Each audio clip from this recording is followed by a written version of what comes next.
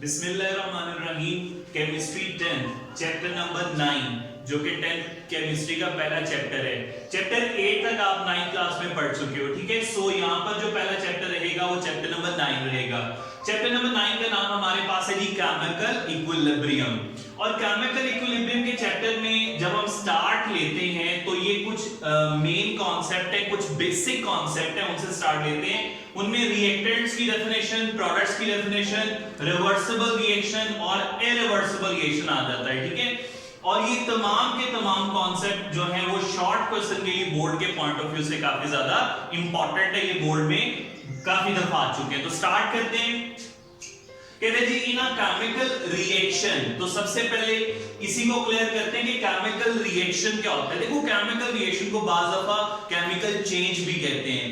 Chemical change या chemical reaction ऐसा change होता है जिसमें जब दो चीजें आपस में कंबाइन हो और वो एक नई चीज बनाएं, तो जो कंबाइन होने वाली चीजें हैं उनकी प्रॉपर्टीज अगर मुकम्मल तौर पर डिफरेंट हो जाएं नए बनने वाली चीज से, लाइक देखिए इसमें हाइड्रोजन गैस, ऑक्सीजन गैस जब आपस में मिलती हैं और वो वाटर बनाती हैं, तो जो वाटर की प्रॉपर्टीज है ना वो इन दोनों गैसेस से एंटायरली डिफरेंट है। तो इस चेंज को हम बोलते हैं केमिकल रिएक्शन या केमिकल चेंज। तो in a chemical reaction the substance कहते हैं जी चीज को, शय को, तो वो चीज या वो शय that combine जो आपस में मिलती हैं are called reactants। तो इनके नाम में ही लिखे रिएक्टेंट, रिएक्शन करने वाले। तो जो देखें आपस में कंबाइन होंगे उन्हें हम बोलेंगे रिएक्टेंट्स। लाइक हाइड्रोजन और oxygen are combining, so they are called reactants in this example। और फिर कहते हैं and the new substance, और जो नई चीज बनेगी formed are called products। तो देखिए इसमें वाटर जो है वो बन रहा है, न्यू सब्सटेंस है, नई चीज है, उसको हम बोलेंगे प्रोडक्ट। ओके अच्छा, यहाँ पे रिएक्टेंट प्रोडक्ट की डेफिनेशन तो क्लियर होगी। अब मैं आपको इस इक्वेशन के अंदर कुछ बेसिक कॉन्सेप्ट है वो रिवाइज करवाना चाहता हूं, देख लीजिएगा। देखो सबसे पहले तो किसी भी केमिकल रिएक्शन को जब आप ऑन पेपर लिखते हो, उसकी ऑन पेपर रिप्रेजेंटेशन है, उसको हम बोलते हैं chemical equation. So this is chemical equation for the formation of water. Okay अब इसके कुछ पार्ट्स हैं उसको हम देखते हैं। देखो एरो के लेफ्ट साइड पर, एरो के इस तरफ जो चीजें लिखी होती है उनको हम बोलते हैं रिएक्टेंट्स। सो हाइड्रोजन और ऑक्सीजन यहां पर क्या है, रिएक्टेंट है। आपने हमेशा इक्वेशन को देखना है और उसके लेफ्ट पोर्शन को देखना है, तो वो आपको क्या मिलेगा, वो रिएक्टेंट होंगे।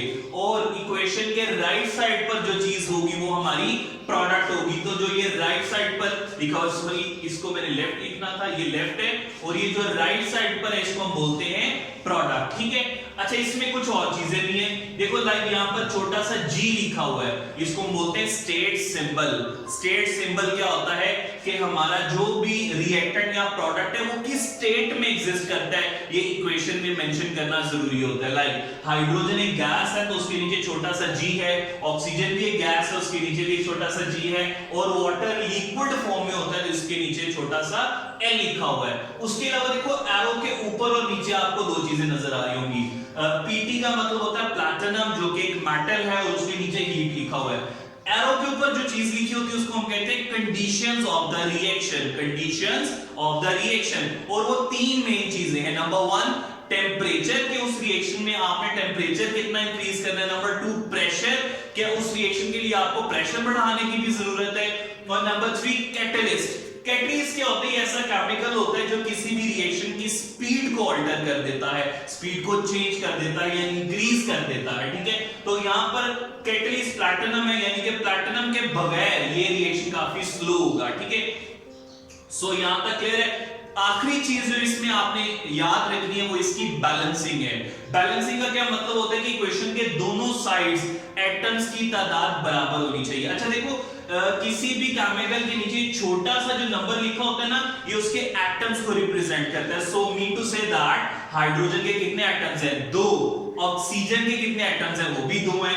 इस साइड पर आओ तो हाइड्रोजन के 2 एटम है, लेकिन O के नीचे कुछ नहीं है, मतलब 1, जिसके नीचे कुछ नहीं लिखा होगा उसका मतलब उसके एक एटम है। तो यहां पर 1 है, यहां पर 2, यहां पर 1, तो यहां पर हमें 2 से मल्टीप्लाई करना पड़ेगा। जब मैं इसको 2 से मल्टीप्लाई करता हूं ऑक्सीजन तो बैलेंस हो गए, लेकिन देखिए ये 2 2 सा क्या हो गया 4, लेकिन यहाँ पे तो हाइड्रोजन 2 है, तो मुझे यहाँ पर भी क्या पुट करना पड़ेगा 2 पुट करना पड़ेगा। सो ये बैलेंसिंग भी मैंने आपको बता दी। नेक्स्ट जो चीज है वो है जी इररिवर्सिबल रिएक्शन की डेफिनेशन। बहुत इंपॉर्टेंट शॉर्ट है, बोर्ड में बहुत दफा पूछ चुका है। देखते हैं द रिएक्शन, वो reaction in which the product do not recombine, यानी कि जिसमें प्रोडक्ट जो होते हैं वो दोबारा मिलते नहीं हैं।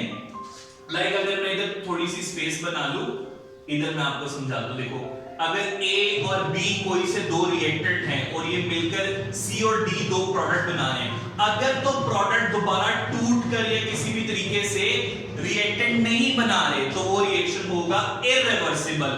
एर का मतलब है नॉट और रिवर्सिबल यानी कि रिवर्स नहीं जा रहा, तो इररिवर्सिबल नॉट रिवर्सिंग। ओके, उसके बाद देखो हमारे पास ये डेफिनेशन होगी, कुछ कैरेक्टरिस्टिक्स हैं खसूसियात इरिवर्सिबल रिएक्शन के हवाले से भी बोर्ड में अलग से शॉर्ट बनता है। ठीक है, पहली कैरेक्टरिस्टिक क्या है, these reaction are supposed to be complete, यानी कि इसमें रिएक्टेंट रिएक्ट करते हैं, प्रोडक्ट बनाते हैं, रिएक्शन फिनिश, तो सपोज्ड टू कंप्लीट इन्हें मुकम्मल माना जाता है।